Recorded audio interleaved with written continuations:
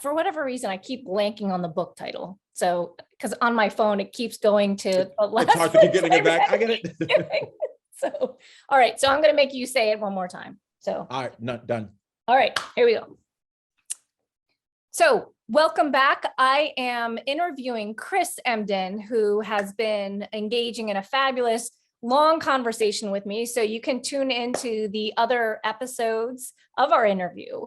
But the last part of our interview is going to be focusing on building a dream culture. My favorite part. That's right. My favorite part too, Chris. And so it comes toward the end of the book, but once I started to immerse myself in it, there were so many themes that were cropping up that were throughout the book. And so this is a way of going full circle, but also starting to think about what moves can we make as educators so that we can continue to create these experiences for students.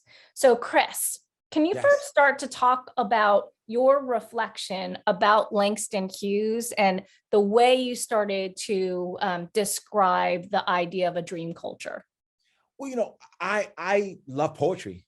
So I am, an anthro-biochemist by training. I did mesenchymal stem cell research for a while. I worked in labs. I worked on the etiology of schizophrenia. Like I'm like a science dweeb and geek and math lover.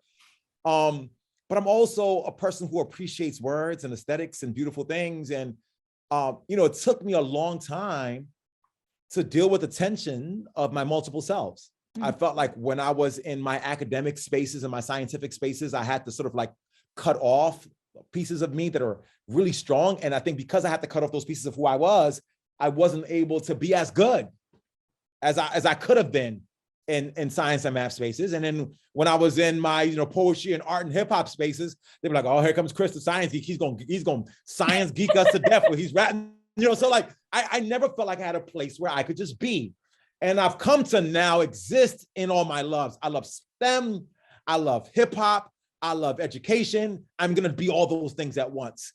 And, Langston Hughes's poem and descriptions about the concept of dreams just always spoke to me. Like, dreams can either be the things that unlock your potential and magic, or they can be the things that like make your full self shrivel up and die.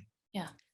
And it's so heartbreaking when a person, the crux of the poem, and I don't have the poem in front of me right now, but the crux of the poem is that if folks are not able to live out their dreams, then they can be alive and dead.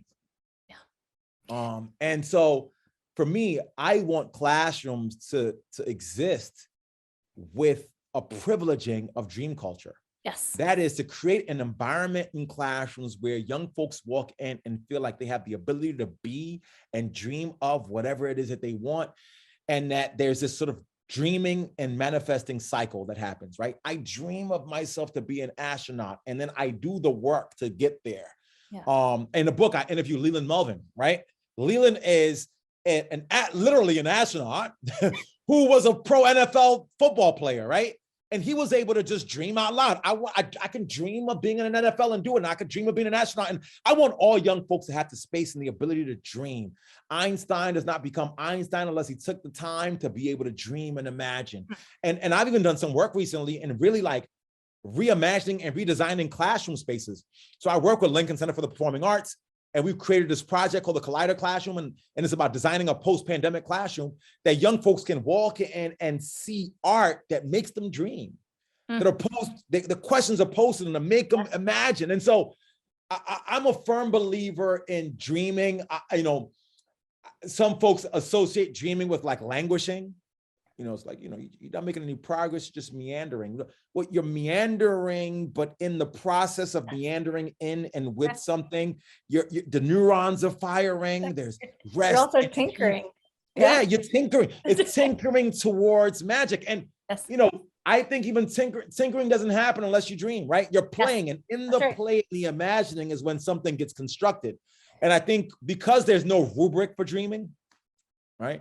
There's no standard. Okay, let's just be clear. We are not suggesting there should be a rubric for dreaming. We're not saying that. Right. No, we're just saying that because there is no rubric, folks don't value and privilege it. And it's like, people, I don't care what the rubric and standard says. Yes. It's important. You ask You don't need a anybody who's done rubric for anything worth resilience. anything, they dream out loud, right? And so just creating an environment, a culture, and a space that makes it okay for the adults and the children to dream together. So let's get on our soapbox a little bit, Chris, you and me. So I think the first thing that we chatted about offline is number one, open hours and open curriculum, the capacity of having play. Let's talk about this for a little bit, because when we're starting to describe those two territories where our young people can have access to the tools, the materials, the resources with an unfettered space or permission to be curious, and just to, whether it's part of the maker experience or it's part of an investigation or creation moment. Talk a little bit about that. See, look, as long as we make learning only happen in classrooms, you lose out on all of the other time of your life where you can be learning. And because of the way that we create this thing, we make young, like, you're only learning when you're sitting in your seat and I'm talking to you and you're finishing an assignment. And then after that, you can go and play. So we've constructed in the imagination of the young person that learning is this thing, and all the stuff I love and enjoy when I'm playing is not learning. Yes. And this idea of like open classrooms, open curriculum is to build into young folks the notion that learning is an enterprise that occurs with every beat of my life. And so when I'm on the playground, each experience should be one where I'm thinking, oh my gosh, why is it when I kick my legs forward, I go further out, and back it's not? Like, and I'm curious about this, and I want to write about this, and I want to think about this, and I want to ask questions about this, so that the classroom experience is really more about taking up the learning journeys of the children outside of the traditional classroom, providing them with some backdrop information, and then sending them out again to go learn some more. So, Chris, one of the magical lines in the book was, play is a critical form of literacy, not a casual luxury. It is. I know it was music to my ears. I wrote it because I meant it, and I wrote it because I wanted it to resonate with folks. That it's like we oftentimes even frame like, do this regimented thing I asked you to do, and then after you get that, you get the luxury to play, right? Like, it's like, after you've bored yourself to death, now go play. It's like, and it's not a luxury, it's a necessity. That's right. Well, there was a quote that you also had in the book from Francis Sue, professor. He said, we would teach math so differently if we thought of math as a play, not a performance. So throughout the book, I interviewed Neil deGrasse Tyson.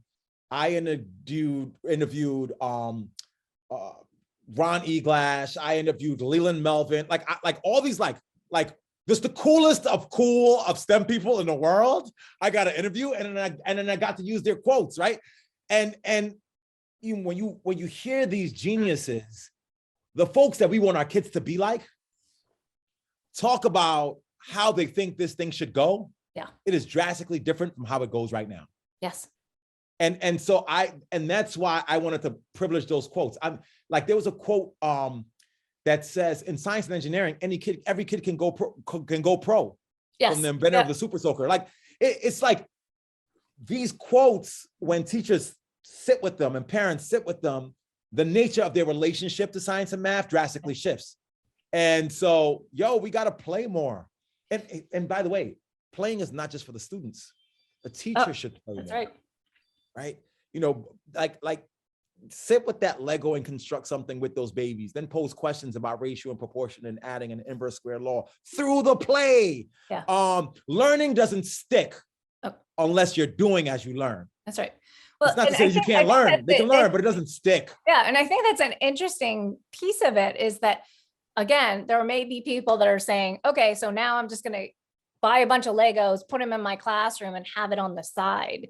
We're not talking about that at all. This is not something that they do once they've done their work. Do you know what I mean? This is not a reward.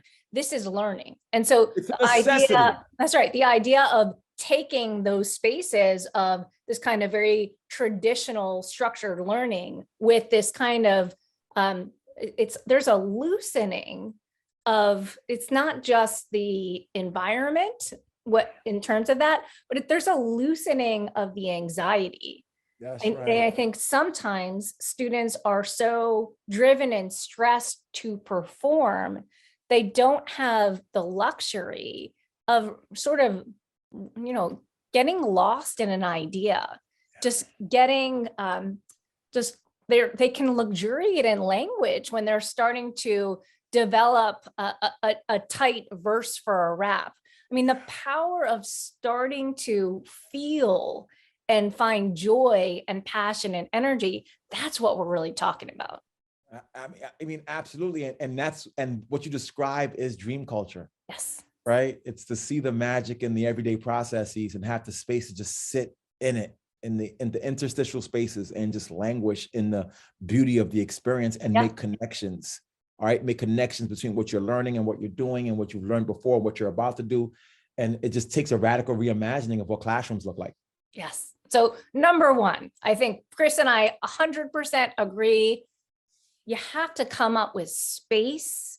It's not just physical space, but it's also the emotional space. That's the right. Space where there is less pressure and enjoying the opportunity to be curious and pursue those curiosities.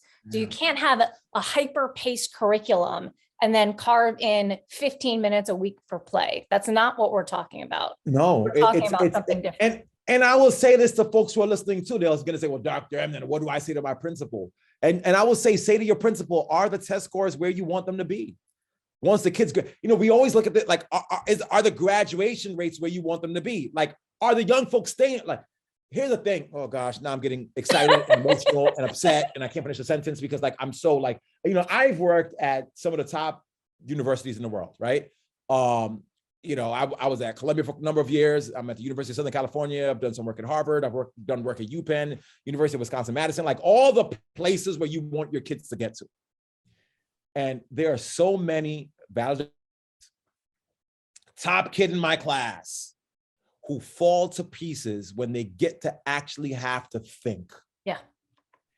And, you know, I want us to not get so caught up in this cycle of production of a score or an assessment and the pressure of turning them out. Because as you go through that cyclic process of just high pressure, you're literally letting young folks lose their creativity, their imagination, their passion, their love, their desire, their ability. And those things are at the essence of creating the next generation of STEM geniuses. Yeah.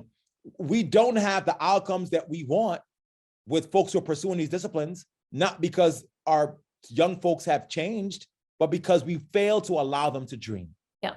Well, and again, you say it toward the end of the book about sort of the gold standard for classroom excellence.